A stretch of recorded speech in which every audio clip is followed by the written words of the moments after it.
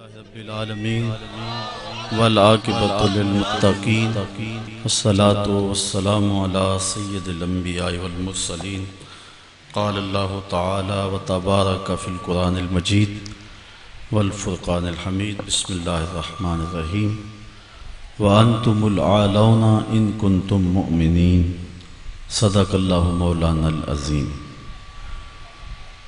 قال اللہ تعالی وتبارک فی شان حبیبہ مخبرا وآمرا ان اللہ وملائکتہ یصلون علی النبی یا ایھا الذین آمنوا صلوا علیہ وسلموا تسلیما الصلاۃ والسلام علیک یا رسول اللہ وعلی آلک واصحابک یا محبوب رب العالمین۔ تمام حمد و ثنا تعریف و توصیف اللہ جل مجدہ الکریم کی ذات بابرکات کے لیے جو خالق کائنات بھی ہے اور مالک شش جہات بھی۔ اللہ جل وعلا کی حمد و ثنا کے بعد حضور نبی اکرم شفیع امم رسول محتشم نبی مکرم صلی اللہ علیہ وسلم کے حضور ناز میں اپنی عقیدتوں، ارادتوں، محبتوں اور نیازمندیوں کا خراج پیش کرنے کے بعد عالی مرتبت ذی وقار محترم محتشم سامعین السلام علیکم ورحمۃ اللہ وبرکاتہ۔ آج کی گفتگو کا عنوان ہے زوال بندہ مومن کا بے زری سے نہیں۔ امت مسلمہ کئی صدیوں سے زوال و انحطاط کی زندگی بسر کر رہی ہے۔ عرب عجم میں امت مسلمہ کو ذبح کیا جا رہا ہے۔ کابل، قندھار، قلعہ جنگی، دشت لیلہ، تورا بورا، تکریت، موصل، بغداد، القدس، کشمیر، غزہ، آذربائیجان، صومالیہ، جہاں جہاں بھی کشت و خون ہو رہا ہے وہ امت مسلمہ کا ہو رہا ہے۔ صابرہ اور شتیلہ کے کیمپوں میں قیدی ہمارے ہیں۔ گوانٹا ناموبے کے جیل خانوں کی سلاخوں کے پیچھے تڑپتے ہوئے زندگی بسر کرنے والے مجبور لوگ اس امت کے ہیں۔ ابو غریب جیل کے اندر سسک سسک کے زندگی کی سانسیں پوری کرنے والے امت مسلمہ کے بیٹے ہیں۔ عافیہ صدیقی اس قوم کی بیٹی ہے۔ ام احمد میری قوم کی بیٹی ہے۔ اس امت کو جس اذیت ناک لمحوں سے گزرنا پڑ رہا ہے وہ کسی سے مخفی نہیں۔ اب برما میں جو حالات ہیں وہ بھی آپ دیکھ رہے ہیں۔ امت مسلمہ جتنی عددی کثرت اس وقت رکھتی ہے اس سے قبل یہ تعداد بھی اس کی نہیں ہوئی۔ دنیا کی 6.25 ارب آبادی میں سے 1 ارب 40 کروڑ اہل دین، اہل ایمان، اہل اسلام، حضور کی غلامی کا دم بھرنے والے مسلمان ہیں۔ 56-57 باقاعدہ اسلامی حکومتیں ہیں۔ خیر سے ہم ایٹمی طاقت بھی ہیں۔ ہمارے پاس وسائل کی کمی بھی نہیں۔ تیل کے بڑے ذخائر ہمارے پاس ہیں۔ زرعی ملک ہیں، لیکن اس کے باوجود دنیا کے اوپر جو ذلت، جو پستی، جو زبوں حالی کا ہمیں منہ دیکھنا پڑ رہا ہے، تاریخ عالم میں اس کی کوئی دوسری مثال نہیں ہے۔ امت مسلمہ کو دیوار کے ساتھ لگایا جا چکا ہے۔ ہمارے اوپر جو 56-57 اسلامی ملکوں کے حکمران ہیں وہ مغرب کے ایجنٹ ہیں۔ امت مسلمہ کا خون رس رہا ہے۔ اتنے مسائل ہیں کہ اگر ان مسائل کو چھیڑ کے بیٹھ جائیں تو اس کو گنتے گنتے یہ وقت گزر جائے۔ امت مسلمہ اس کار مذلت میں کیوں گری ہے؟ آج کے تجزیہ نگار یہ کہتے ہیں کہ ہم مادی طور پہ دنیا سے بہت پیچھے رہ گئے، اس لیے آج ہم دنیا کے اوپر رسوا ہو رہے ہیں۔ ہم وہ ایجادات نہیں کر رہے ہیں جو دوسری قومیں کر رہی ہیں۔ ہمارے پاس معاشی وسائل وہ نہیں ہیں جو دوسری قوموں کے پاس ہے۔ علامہ اقبال نے امت کے اس دکھڑے کو بڑی دیر قبل بیان کیا، اور اقبال ایسا شخص ہے جس کو حکیم الامت کہتے ہیں۔ امت کے درد کو بھی جانتا ہے، مرض کو بھی جانتا ہے، علاج کو بھی جانتا ہے۔ امت اس قار مذلت میں کیوں گری اور اس رسوائی کا شکار کیوں ہوئی؟ اقبال کہتا ہے کہ زوال بندہ مومن کا بے زری سے نہیں۔ اس کو اگر یہ سمجھا جائے کہ دولت کی قلت سے ہم رسوا ہو رہے ہیں تو یہ کوئی بات نہیں ہے، اگرچہ اس دور میں معیشت ایک اہم چیز ہے۔ جو لوگ معاشی طور پہ پسماندہ ہوتے ہیں اس معاشرے میں ان کو خاطر خواہ توجہ نہیں دی جاتی، لیکن امت مسلم کے زوال کا سبب مادیت نہیں ہے، اس لیے کہ اس کی بنیادیں مادیت سے مضبوط نہیں کی گئی ہیں، اس کی بنیادوں میں روحانیت رکھی گئی ہے۔ اس کے زوال کا سبب دین سے دوری ہے۔ امت مسلمہ کی رسوائی اور پستی کا سبب اس مرکز سے اپنے رشتے کو کمزور کر لینا ہے جس نے ان کو عزت دی، سرفرازی دی، تعظیم دی اور توقیر فراہم کی۔ باقی رہی بات غربت و امارت کی، اسلام کی تاریخ میں ہم نے یہ سارے دور دیکھے ہیں، لیکن امت مسلمہ کے لیے یہ چیزیں جو ہیں وہ ثانوی حیثیت رکھتی ہیں۔ اس زمانے کی کہانی بھی ہمیں یاد ہے جب ہمارے پاس پہننے کے لیے کپڑے بھی نہیں تھے، پیوند لگے لباس پہنتے تھے۔ وہ وقت بھی ہمیں یاد ہے جب ہمارے پاس 2 گھوڑے تھے، 6 زرہیں تھیں، 8 تلواریں تھیں، 70 اونٹ تھے، اور ہمارے مقابلے کے اندر جو دشمن آیا تھا ان کے پاس 100 زرہ پوش نوجوان تھا، 950 کی تعداد کے اندر ان کا لشکر تھا، ان کے پاس گانے والی رنڈیاں بھی تھیں اور داد عیش دینے والے ان کے پاس نغمے اور مضراب بھی تھے، کھانے پینے کے سامان بھی وافر تھے۔ ادھر فاقہ مست لوگ جس کھجور کو چوس کے روزہ رکھتے تھے اسی کھجور کو چوس کے روزہ افطار کرتے تھے۔ کیا بلال امیر تھا؟ کیا سلمان فارسی امیر تھا؟ کیا ابو ذر غفاری کسی امیر شخص کا نام ہے؟ کیا بدن کے اوپر پیوند لگے لباس پہننے والے وہ فاقہ مست کیا امراء کی فہرست میں آتے تھے؟ ہمیں تو وہ کہانی بھی اسلام کی غربت کی یاد آتی ہے کہ جب احد کے اندر 70 شہیدوں کے لاشیں پڑے ہوئے ہیں تو حضرت صفیہ حضور کی پھپھی اپنے بھائی حمزہ کے لیے 2 چادریں لے کر کے کفن کی آتی ہے، تو حضور علیہ السلام نے فرمایا کہ جس قبر میں حمزہ کو دفن کیا جائے اسی قبر میں مصعب بن عمیر کو بھی کفن دیا جائے اور دفن کیا جائے، اور کہا میرے چچا کے لیے اس کی جو بہن میری پھپھو جو 2 چادریں لے آئی ہیں، کہا 1 چادر ہم مصعب بن عمیر کو دیں گے۔ یہ مصعب بن عمیر کون ہے؟ تاریخ پڑھو، کتنی دل آویز تاریخ ہے۔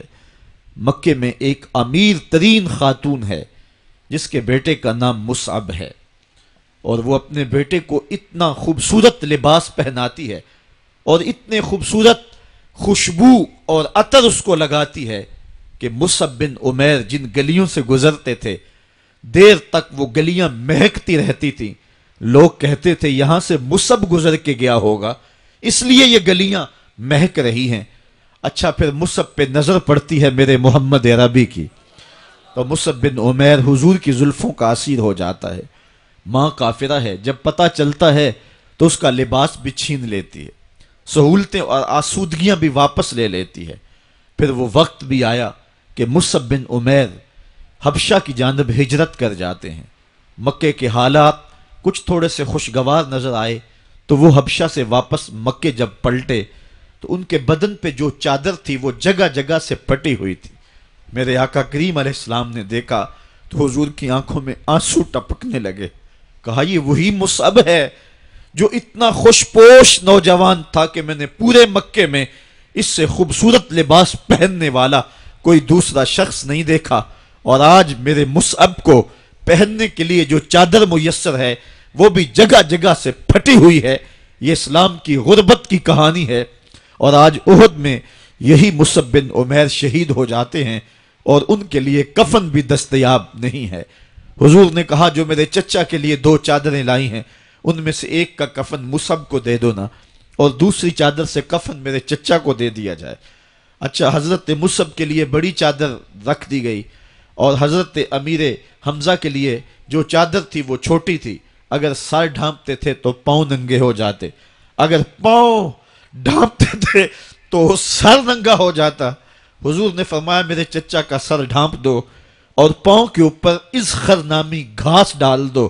میں یہ اسلام کی غربت کی کہانی تمہیں سنا رہا ہوں، جب میرے رسول کے چچا کے لیے پورے کفن کا ٹکڑا بھی دستیاب نہیں تھا، اسلام اس وقت بھی عزت پا گیا تھا، اسلام اس وقت بھی ذلیل نہیں تھا، اسلام اس وقت بھی سربلند تھا، اور اسلام اس وقت بھی عزتوں کی مسند پہ تھا۔ یہ اسلام کا وہ دور ہے کہ جب حضور مسجد نبوی سے باہر نکلتے ہیں تو آگے حضرت عمر و ابو بکر رضی اللہ تعالی عنہما کھڑے ہیں، چہرے کے اوپر عجیب اداسی ہے۔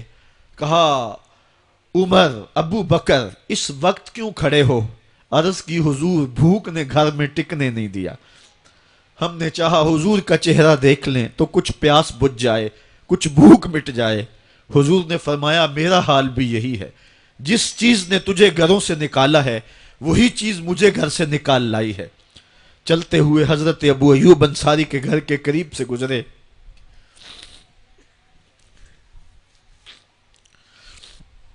حضور کی خوشبو پا کے وہ باہر آ گئے۔ عرض کی بندہ نواز آج میرے مہمان نہیں بنتے؟ حضور نے کہا تمہاری مرضی۔ گھر لے گئے، چٹائی بچھائی، حضور کو بٹھایا، گھر والوں کو بکری کا بچہ ذبح کر کے دیا، کہا جلدی جلدی کھانا تیار کرو، میرے آقا کو بھوک لگی ہوگی۔ یہ کہہ کے واپس آئے، حضور کے پاس بیٹھے، نظر چہرے پہ پڑی تو گھبرا گئے۔ نکاحت کے آثار اتنے واضح تھے کہ سمجھ آ رہی تھی کتنے دنوں سے حضور نے کچھ نہیں کھایا۔ اٹھ کے باغ میں چلے گئے، کھجوروں کا خوشہ توڑا، حضور کے سامنے رکھا، کہا بندہ نواز جب تک کھانا تیار نہیں ہوتا یہ کھجوریں تناول فرمائیں۔ تھوڑی دیر کے بعد کھانا دسترخوان پہ لگ گیا، حضور سے عرض کی گئی حضور آئیں کھانا تناول کر لیں۔ حضور نے دسترخوان پر تشریف فرما ہو کر کے حضور نے کپڑا اٹھایا، تو حضور نے جب دیکھا کہ کھانا ہے تو حضور نے ایک روٹی لی اور چند بوٹیاں اٹھائیں اور ایک خادم کو بلا کر کے کہا جاؤ ہمارے گھر دے آؤ، میری بیٹی فاطمہ کتنے دنوں سے بھوکی۔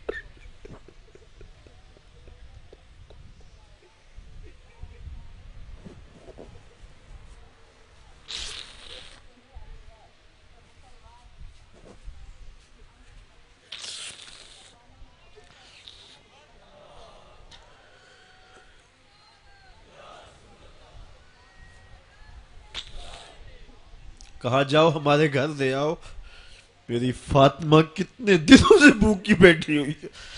مال کے کونین ہیں گو پاس کچھ رکھتے نہیں، دو جہاں کی نعمتیں ہیں ان کے خالی ہاتھ میں۔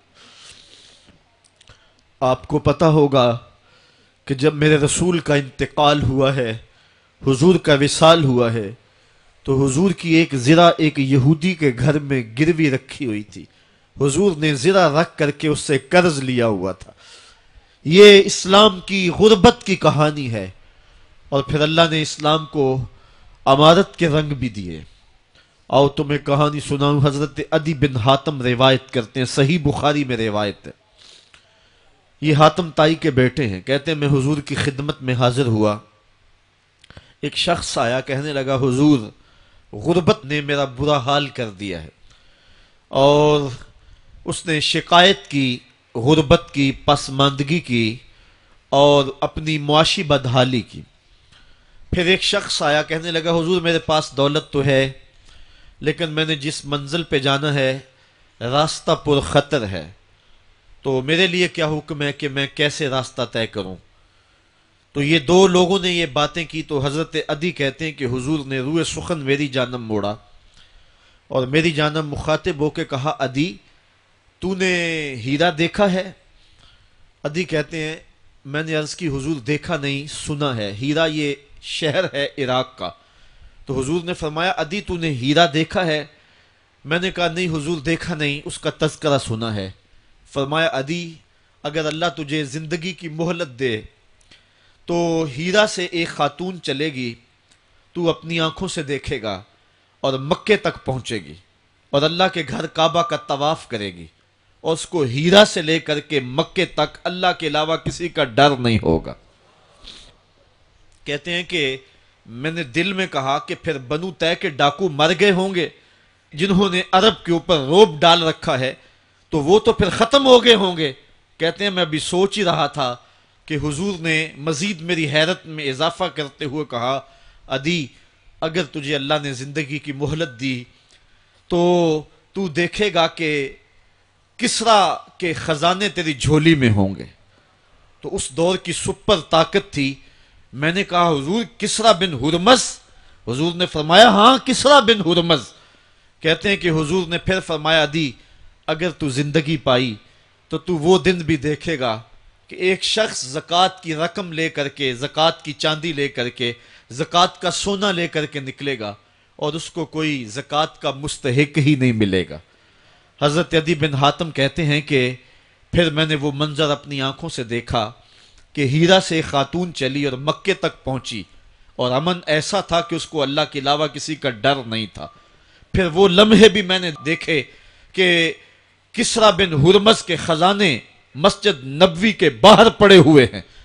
تو کہتے ہیں تیسری چیز میں دیکھ نہ سکا اور میں نے لوگوں کو کہا کہ یہ میں تو نہیں دیکھ سکا، میری شاید زندگی وفا نہ کرے، اور اگر تمہاری زندگی وفا کرے تو تم دیکھنا میرے آقا نے جو فرمایا تھا، دو باتیں تو پوری ہو گئی ہیں اور تیسری بات تم دیکھ لو گے۔ حضرت یحییٰ بن سعید فرماتے ہیں کہ حضرت عمر بن عبدالعزیز کا زمانہ تھا اور انہوں نے مجھے افریقہ کی جانب زکوٰۃ وصول کرنے کے لیے بھیجا۔ میں وہاں سے زکوٰۃ وصول کی اور پھر میں زکوٰۃ لینے والے مستحقین کو ڈھونڈنے لگا، تو کہتے ہیں مجھے کوئی مستحق نہ ملا۔ پھر میں غلام پکڑتا اور اس کے پیسے دے کے اس کو آزاد کرواتا چلا جاتا۔ حضرت عمر بن عبدالعزیز کا زمانہ ہے کہ گورنر ہے عراق کا، وہ حضرت عمر بن عبدالعزیز کو لکھتا ہے کہ اتنی رقم ہے، اس کا کیا کرنا ہے؟ تو عمر بن عبدالعزیز کہتے ہیں رقم لے کے یہاں نہ آنا، وہاں عراق کے لوگوں میں بانٹ دو، جو زکوٰۃ کے مستحق ہیں ان کو تقسیم کر دو۔ تو گورنر لکھتا ہے جو مستحق ہے ان کو دے دی، اب کوئی مستحق نہیں رہا تو میں کیا کروں؟ تو حضرت عمر بن عبدالعزیز کہتے ہیں جو مقروض ہیں ان کا قرض اتار دو۔ تو کہتے ہیں کہ ہاں قرض بھی میں نے اتار دیا ہے، رقم پھر بھی بچ رہی ہے، کیا کروں؟ تو حضرت عمر بن عبدالعزیز نے پھر لکھا جو شخص شادی کرنا چاہتے ہیں ان کا حق مہر ادا کر دو۔ میں نے کہا کہ وہ بھی کر دیا ہے، رقم پھر بھی بچ گئی، اب کیا کروں؟ تو حضرت عمر بن عبدالعزیز نے مجھے لکھا کہ جو غیر مسلم ہیں جنہوں نے ٹیکس دیا ہوا ہے، جتنا ٹیکس دیا ہے اس سے دگنے پیسے ان کو قرضے میں دے دو اور ان کو کہو جاؤ اس کا کاروبار کرو، کھیتی باڑی کرو، اور ساتھ انہیں یہ بھی کہہ دینا قرض کی فکر نہ کرنا اور زیادہ اس میں پریشان نہ ہونا، جب دے سکو گے دے دینا۔ یہ دور بھی پھر اسلام نے دیکھا اور یہ گھڑیاں بھی دیکھی، جب چیتھڑے پہنے ہوئے تھے، جب پیوند لگے لباس پہنے تھے، جب پیٹ میں ڈالنے کے لقمہ بھی نہیں تھا، اللہ کا دین اس وقت بھی غالب تھا۔ اور جب گلیوں کے اندر ریشم بکھرا ہوا ہوتا تھا، کوئی اٹھانے والا نہیں تھا، دین اس وقت بھی غالب تھا۔ دین کا غالب ہونا یا نہ ہونا اس کا تعلق جو ہے وہ مال و دولت سے نہیں ہے۔ اقبال کہتا ہے کہ زوال بندہ مومن کا بے زری سے نہیں، مومن کا زوال بے زری سے نہیں ہے بلکہ اس کا سبب کوئی اور ہے۔ وہ سبب ڈھونڈنا ہے کہ ہم دنیا میں رسوا ہو کے کیوں رہ گئے، ہم زمانے کے سامنے تماشا کیوں بن کے رہ گئے، آج نبی کی امت پوری کائنات میں رسوا ہو کے کیوں رہ گئی، آج ہمارا تماشا دیکھا جا رہا ہے، آج بھوکے کتوں کو ہماری بیٹی اور بہنوں کے اوپر چھوڑا جا رہا ہے اور اس کا تماشا دیکھا جا رہا ہے۔ کیا ہم نے یہ دن بھی دیکھنے تھے؟ ہم نے سراغ لگانا ہے. دولت کی قلت اور کثرت یہ ثانوی چیزیں ہیں. ہم نے تاریخ میں دیکھا ہے ہم کبھی مالی طور پہ کمزور تھے، رسوا نہیں ہوئے ہیں. مال زیادہ ہو گیا، رسوا نہیں ہوئے ہیں. رسوائی کے سبب کوئی اور ہیں. آئیے تمہیں کہانی دل آویز سناؤں. اسلام کے عروج اور بانک پن کی مختصر کہانی آپ دیکھ لیں کہ حضور جب جلوہ فراز ہوتے ہیں مکے میں تو اللہ کا گھر 365 بتوں سے بھرا ہوا ہے. وہ دنیا کے اندر خدا کا پہلا گھر اور 365 بتوں کا قبضہ ہے اس گھر کے اوپر. پھر حضور آئے اور دعوت دین دی اور آقا کریم علیہ السلام نے ان بتوں کے لوث سے کعبہ کو پاک کیا. کہانی اتنی دل آویز ہے کہ حضور نبوت کے اعلان کے 13 سال گزارنے کے بعد جب مکے سے ہجرت کر کے مدینہ روانہ ہوئے تو مسلمانوں کی تعداد 100 سے متجاوز نہیں تھی. جن لوگوں نے ہجرت کی ہے تاریخ پڑھیں. سن 2 ہجری کو بدر کے مقام پہ حق اور باطل کا پہلا ٹکراؤ ہوتا ہے. مسلمانوں کی تعداد 313 تھی. جو لوگ گھروں میں تھے ان کی تعداد بھی ساتھ شامل کر لیں، بچے اور خواتین بھی شامل کر لیں، 600-700 لوگ بنتے ہوں گے. اور 8 ہجری کو فتح مکہ ہوا اس واقعہ کے 6 سال بعد. تو فتح مکہ کے موقع پہ مسلمانوں کی تعداد جو سپاہیوں کی تھی وہ 10,000 تھی. اور پھر 8 ہجری کو یہ واقعہ ہوا ہے تو 10 ہجری کو حجۃ الوداع ہوتا ہے. 10 ہجری کو حضور کے سامنے جو لوگ بیٹھ کے خطبہ سن رہے تھے ان کی تعداد 1,44,000 تھی. اور جو گھروں میں لوگ شامل تھے ان کو بھی ملائیں تو 6 لاکھ تک پہنچتی ہے. حضرت صدیق اکبر رضی اللہ تعالیٰ عنہ 2 سال 2 ماہ اور کچھ دن تخت خلافت پہ رہے ہیں. اور آپ کے ادوار کی فتوحات کو اگر اس کی ایوریج نکالیں تو ایک دن میں 80 مربع میل علاقہ روزانہ فتح ہوتا ہے. حضرت عمر کا دور دیکھیے. حضرت عمر کے زمانے میں اسلامی حدود 23 لاکھ مربع میل تک پھیل گئی ہیں. محمد بن قاسم جب سندھ میں آیا ہے تو یہ بہت بعد کی کہانی نہیں ہے، یہ 92 ہجری کی کہانی ہے. ابھی صحابہ موجود تھے. ادھر اندلس کے دروازے پہ طارق بن زیاد دستک دے رہا ہے تو وہ تابی ہے اور یہ بھی 92 ہجری کی کہانی ہے. ادھر سندھ تک مسلمان پہنچ گئے، ادھر وہاں تک پہنچ گئے. آپ چائنا میں جا کے دیکھیں حضرت سعد بن ابی وقاص صحابی کی قبر وہاں ہے، وہ وہاں تک پہنچے. ماوراء نہر کا علاقہ بھی فتح ہو گیا، ادھر آرمینیہ تک پہنچے. یہ تھوڑے سے عرصے کے اندر عظیمتوں کی کیسی داستان رقم کی. اقبال تڑپ کے کہتا ہے دیے جانے کبھی یورپ کے کلیساؤں میں، کبھی افریقہ کے تپتے ہوئے صحراؤں میں. دشت و دشت دریا بھی نہ چھوڑے ہم نے، بحر ظلمات میں دوڑا دیے گھوڑے ہم نے. آج دیکھیں جا کر کے جبل طارق کو، جہاں وہ 500 قدوسی وہاں نکلے تھے. وقت کے حکمران نے اپنے جاسوس کو بھیجا، دیکھ کیا وہ کون لوگ ہیں، کہاں سے آئے ہیں اور کتنی تعداد ہے. تو جا کر کے جاسوس نے کہا پتہ نہیں زمین سے نکلے ہیں یا آسمان سے اترے ہیں. اور ان کی تعداد 500 سے آگے پیچھے ہے. اور پھر ان 500 لوگوں نے یورپ کے دروازے میں داخل ہو کر کے حق اور باطل کے اس مارکے کے اندر وہ عظیمت کی داستانیں رقم کی کہ اقبال خراج پیش کرتے ہوئے کہتا ہے یہ غازی یہ تیرے پراسرار بندے جنہیں تو نے بخشا ہے ذوق خدائی. دو نیم ان کی ٹھوکر سے صحرا و دریا، سمٹ کر پہاڑ ان کی ہیبت سے رائی. دو عالم سے کرتی ہے بیگانہ دل کو، عجب چیز ہے لذت آشنائی. شہادت ہے مطلوب و مقصود مومن، نہ مال غنیمت نہ کشور کشائی. وہ کہانی کتنی دل آویز ہے. اے سرزمین اندلس ہے یاد تجھ کو، تھا تیری ڈالیوں پہ کبھی آشیاں ہمارا. چین و عرب ہمارا، ہندوستان ہمارا، مسلم ہے ہم، وطن ہے سارا جہاں ہمارا. پوری دنیا پر اسلام کے پھریرے لہرا رہے ہیں اور اسلام کے جھنڈے لہرا رہے ہیں. حضرت عمر رضی اللہ تعالی عنہ کا زمانہ ہے جب یروشلم فتح ہوا. حضرت ابو عبیدہ بن جراح رضی اللہ تعالی عنہ حضرت عمر کو دعوت دیتے ہیں کہ آپ مدینے سے چلیں اور یروشلم میں پہنچیں. حضرت عمر مدینے سے چلتے ہیں، کتنا بڑا قافلہ لے کر کے، کتنا پروٹوکول ہے. حضرت عمر اکیلے اور ساتھ ایک غلام اور اونٹ بھی ایک، باری باری سوار ہوتے ہیں. کبھی غلام سوار ہوتا ہے، کبھی عمر سوار ہوتے ہیں. حکمران تو وہ تھے لوگوں کی دہلیز پہ امن دینے والے، لوگوں کی چوکھٹ پہ جو ہیں وہ نور بانٹنے والے.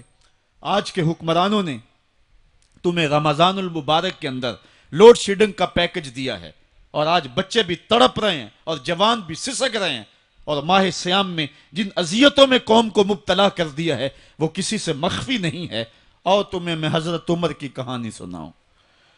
حضرت عمر دن کو تخت حکومت پہ بیٹھتے تھے، اور ان کا تخت کو سونے زبرجد کا نہیں تھا، مسجد نبوی کی چٹائی تھی، اور سارا دن وہاں بیٹھ کے لوگوں کی باتیں سنتے، اور جب رات کے اندھیرے گہرے ہوتے عمر بھیس بدل کے مدینے کی گلیوں کا گشت کرتے۔ کہا تمہارے گھر سے دھواں نکل رہا ہے اور بچے رو رہے ہیں، ان کو کھانا کیوں نہیں دیتی؟ کہنے لگی عمر کی جان کو رو رہی ہوں۔ عمر کے پاؤں تلے سے زمین نکل گئی۔ کہا کیا ہوا؟ کہا 3 دن سے ہمارے ہاں کھانے کے لیے کچھ نہیں ہے، روزانہ بچے روتے ہیں، اور میں ہنڈیا کے اندر پتھر ڈال کر کے نیچے سے آگ ڈالتی رہتی ہوں کہ بچے انتظار کر کر کے سو جائیں گے، کم بخت سو بھی نہیں رہے، اور وہ پتھر پکیں گے بھی کیا، اور میں عمر کی جان کو رو رہی ہوں۔ حضرت عمر کا کلیجہ دہلنے لگا، فوراً پلٹے واپس بیت المال میں آئے، گھی کا ایک کنستر لیا، آٹے کی بوری لی، مرچ مسالہ جات بہت کچھ اٹھایا، اپنے کندھے پہ رکھا، بوری اپنی کمر پہ لادی۔ عمر بیت المال سے نکلے تو آپ کے خادم اسلم نے دیکھ لیا، آگے بڑھا، کہا میرے آقا میں اٹھاتا ہوں۔ عمر کی آنکھوں میں آنسو ہے۔ کہا اسلم قیامت کے دن میرا بوجھ اٹھا لو گے؟ کہا قیامت کے دن تو اپنا اپنا بوجھ اٹھانا پڑے گا۔ کہا عمر کو آج اپنا ہی اٹھانے دو۔ حضرت عمر وہ گھی کا کنستر اور وہ آٹے کی بوری سر پہ اٹھائے ہیں، اور اس خاتون کے گھر جاتے ہیں اور دستک دیتے ہیں۔ وہ جب دیکھتی ہے اس کی جان میں جان آ جاتی ہے۔ کہا جلدی جلدی آٹا گوندو، اور عمر سبزی کاٹنے لگ جاتے ہیں۔ حضرت عمر رضی اللہ تعالی عنہ سبزی تیار کر دیتے، ادھر آٹا گند جاتا ہے، اور پھر اوپر چولہا رکھا جاتا ہے، چولہے کے اندر آگ رکھی جاتی ہے، وہ کھانا پکانے لگتی ہے، آگ بجھتی ہے۔ تاریخ نے لکھا ہے آگ بجھنے لگتی ہے، عمر جھک کر کے پھونکے مارتا ہے، عمر جھک جھک کے پھونکے مارتا ہے۔ کھانا پک گیا، اور بچوں کے سامنے کھانا رکھ دیا، بچے کھا رہے ہیں۔ اب بچے رو رو کے نڈال ہو چکے تھے۔ حضرت عمر اپنے ہاتھوں کو اور اپنے گھٹنوں کو اور اپنے پاؤں کو زمین پہ لگا کے، جس طرح بکری کا بچہ چلتا ہے، ویڑے کے اندر کبھی ادھر چلتے ہیں کبھی ادھر چلتے ہیں، تاکہ بچے مجھے دیکھ کے خوش ہوں، اور دل میں کہتے عمر جتنا رلایا ہے اب اتنا ہنسانا بھی پڑے گا۔ تو کبھی عمر امیر المومنین، یہ میں کسی آج کے جو ہے وہ لوگوں کے ووٹوں پہ منتخب ہونے والے حکمران کی کہانی نہیں سنا رہا، میں اس عمر کی کہانی سنا رہا ہوں جو 23 لاکھ مربع میل کا حکمران ہے، آدھی دنیا کا بادشاہ ہے۔ حضرت عمر جو ہے جس طرح بکری کا بچہ چلتا ہے، اس طرح اپنے ہاتھ اور اپنے گھٹنے زمین پہ ٹیک کر کے جو ہے وہ اس طرح چلتے ہیں۔ بچے عمر کو دیکھ کے مسکراتے ہیں۔ جب بچے مسکرانے لگے تو حضرت عمر نے اس خاتون سے کہا بڑھیا عمر کو معاف کر دے۔ اس نے کہا تو اتنی ہمدردی کیوں کرتا ہے؟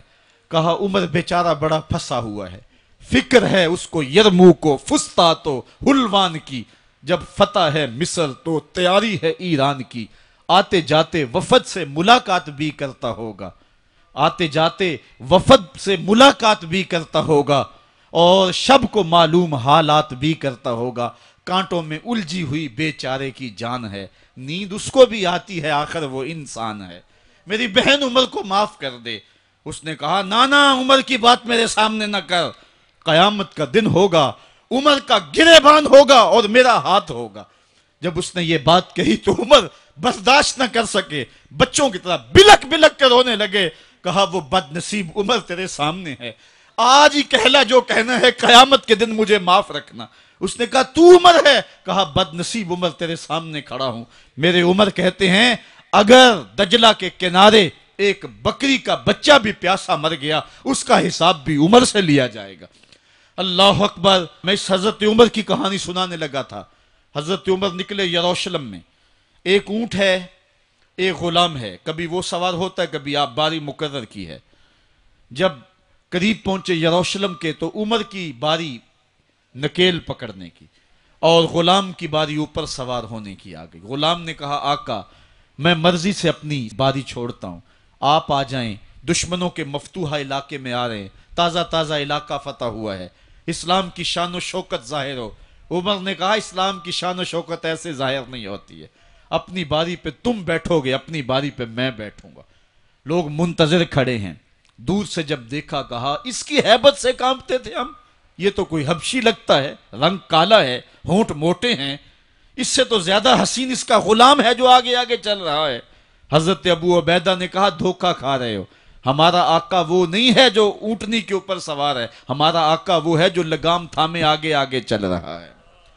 حضرت عمر رضی اللہ تعالیٰ عنہ کو آگے بڑھ کے جابیہ کے مقام پہ حضرت ابو عبیدہ بن جراح نے استقبال کیا، تو حضرت عمر آگے بڑھے اور انہوں نے آگے بڑھ کر کے حضرت ابو عبیدہ کے دونوں کندھوں پہ ہاتھ رکھا، اور سنو حضرت عمر نے کیا کہا، کہا لا الہ الا اللہ انا کنا اذل قوم فاعزنا اللہ بالاسلام، کہا کہ لا الہ الا اللہ، اے ابو عبیدہ بن جراح، ہم ایک ذلیل قوم تھے اور اللہ نے ہمیں اسلام کی وجہ سے عزت عطا کی ہے، اور میں تمہیں ایک تاریخ ساز بات کہنے لگا ہوں، اور وہ یہ ہے کہ جب تک ہم اس عزت والے اسلام کے دامن کو تھامے رہیں گے ہماری عزت قائم رہے گی، اور جب اسلام کے علاوہ کسی اور جگہ سے عزت ڈھونڈیں گے تو رسوا کر کے رکھ دیے جائیں گے۔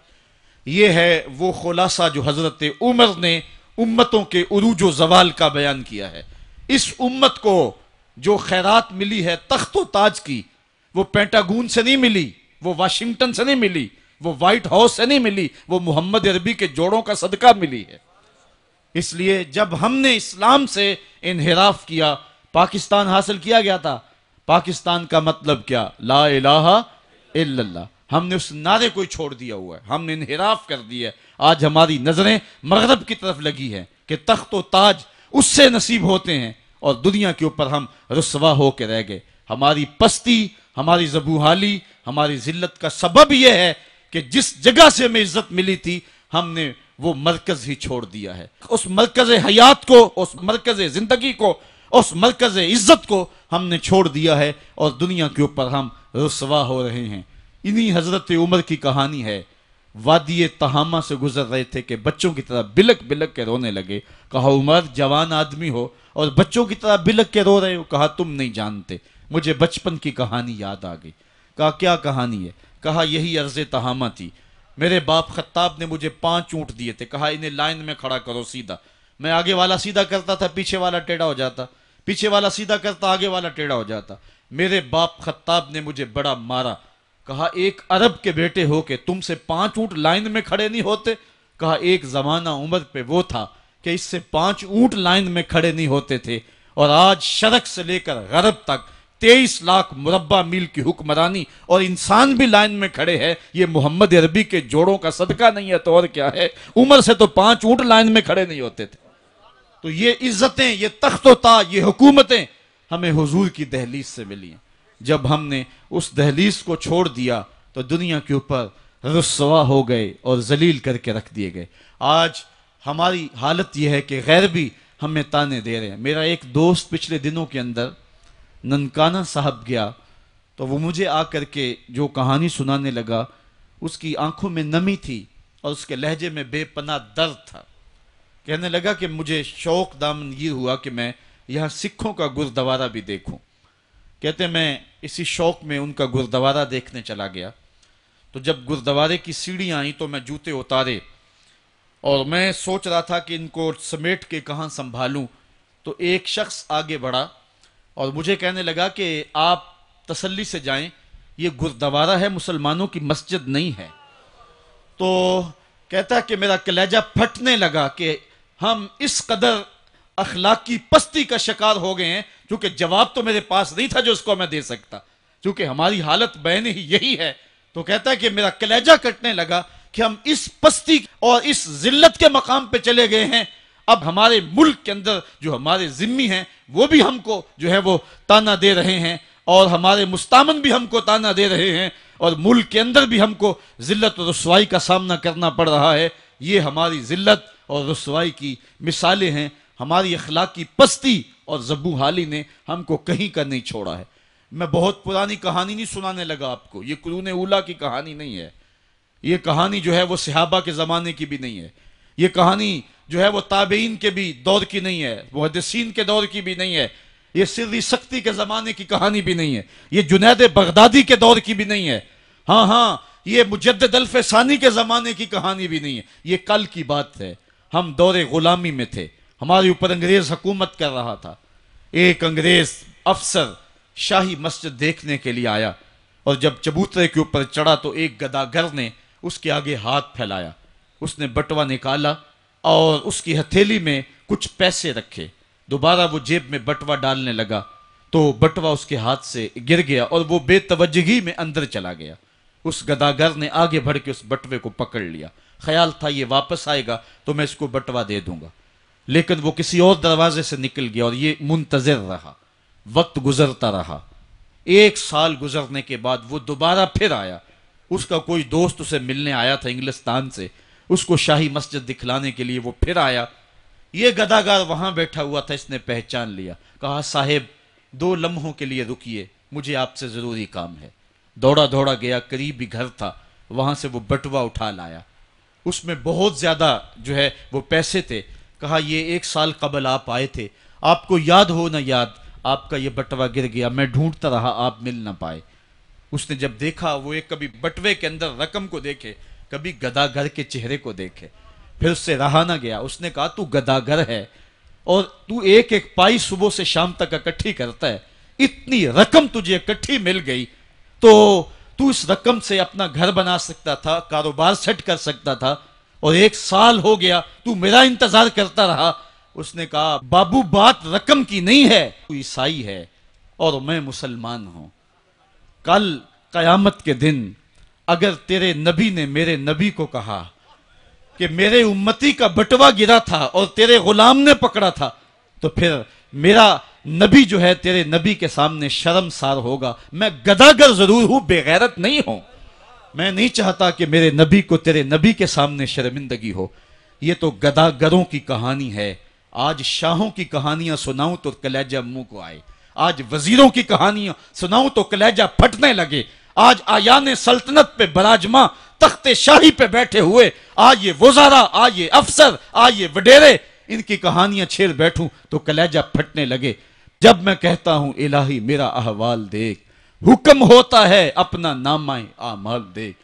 میں نے اصلاح امت کانفرنس کے موقع پہ آپ کو یاد ہوگا کہا تھا کہ یہ تو کرم ہے محمد کی زلفوں کا کہ ہمارے اوپر پتھر نازل نہیں ہوتے، ورنہ جو حال ہم نے کر دیا ہے اور جس اخلاقی انحطاط کا ہم شکار ہیں، ہمارے اوپر تو آسمان ٹکڑے ہو کے برستا۔ اگر ان کی رحمت نہ ہو درمیاں میں، ابھی آگ لگ جائے دونوں جہاں میں۔ اقبال کہتا ہے زوال بندہ مومن کا بے زری سے نہیں، یہ نہیں ہے مسئلہ، مسئلہ پستی ہے، زبوحالی ہے، تعلیمی انحطاط ہے، عملی انحطاط ہے، مرکز سے جو ہے وہ دوری ہے، دامن رسالت ماب کو چھوڑ دیا ہے، پھر رسوائیاں مقدر نہیں ہوں گی تو کیا ہوں گی۔ آئیے ابھی بھی موقع ہے، توبہ کا دروازہ بند نہیں ہوا، رب سے بھی معافی مانگ لیں، گنبد خضرا کے مکین کے حضور بھی ہاتھ جوڑ کے کہیں چھوڑ کے آپ کا دامن رحمت، آقا ہم سے بھول ہوئی، کھو دی اپنی قدر و قیمت، آقا ہم سے بھول ہوئی، دیکھ ہماری آنکھ مچولی، اپنے سینے اپنی گولی، بھول گئے ہم درس اخوت، آقا ہم سے بھول ہوئی، دنیا کے ٹھکرائے ہوئے ہیں، تیرے در پہ آئے ہوئے ہیں، کھول دے اپنا باب رحمت، آقا ہم سے بھول ہوئی۔ آج وہ شعر مجھے پوری طرح یاد نہیں آ رہے جو بچپن میں پڑھ پڑھ کے رویا کرتے تھے، وہ کیا کمال، کسی نے کہا ہن جے رونا تے اکھاں وچوں ہنیرا جاندہ نہیں نور جاندہ ہے۔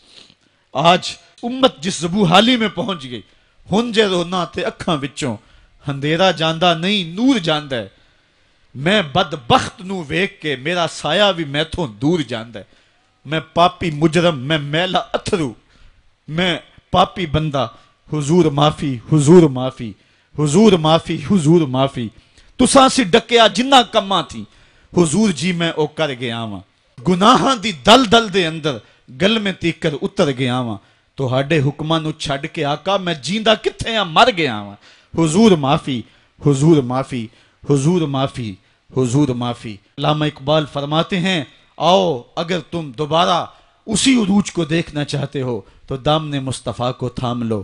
سارا فلسفہ اقبال نے اپنے اس ایک شعر میں نچوڑا ہے۔ شکوہ اور جواب شکوہ اقبال کی امت کی کہانی ہے جو رب سے کہی ہے۔